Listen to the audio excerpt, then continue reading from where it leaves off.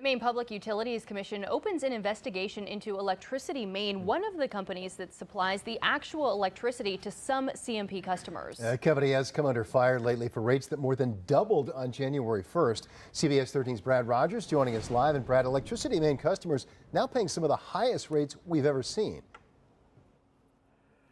Yeah, they do. Now, everyone's rates went up in January, but the PUC wants to know if Electricity Maine properly notified its customers before raising its rates. When you get increases like this, it does make it impossible to pay. The CBS13 I-Team received several complaints from Mainers upset over how much their electric bill went up in January. Perhaps no one was more upset than Electricity Maine customers, who are now paying more than twice what they paid a month earlier. It's price gouging. There's no question.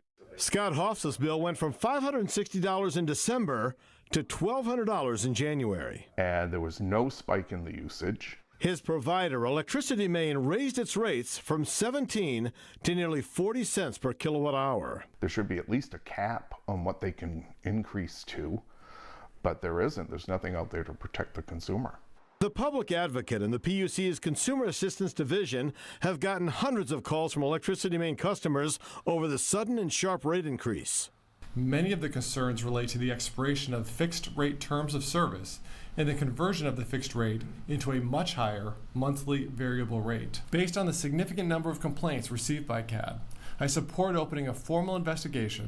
The PUC chair told us many customers say they did not receive notice of the change from Electricity Maine. That's sort of the central issue, is whether in fact those notices were sent to customers as required. I have not received anything in writing. Hofstra switched back to the standard offer, now 17 cents per kilowatt hour, but he's still stuck with a $1,200 bill. I would love some answers. They've had to have violated some sort of rules or limitations as to what an increase can incorporate. How much can they increase? I think the investigation is well warranted.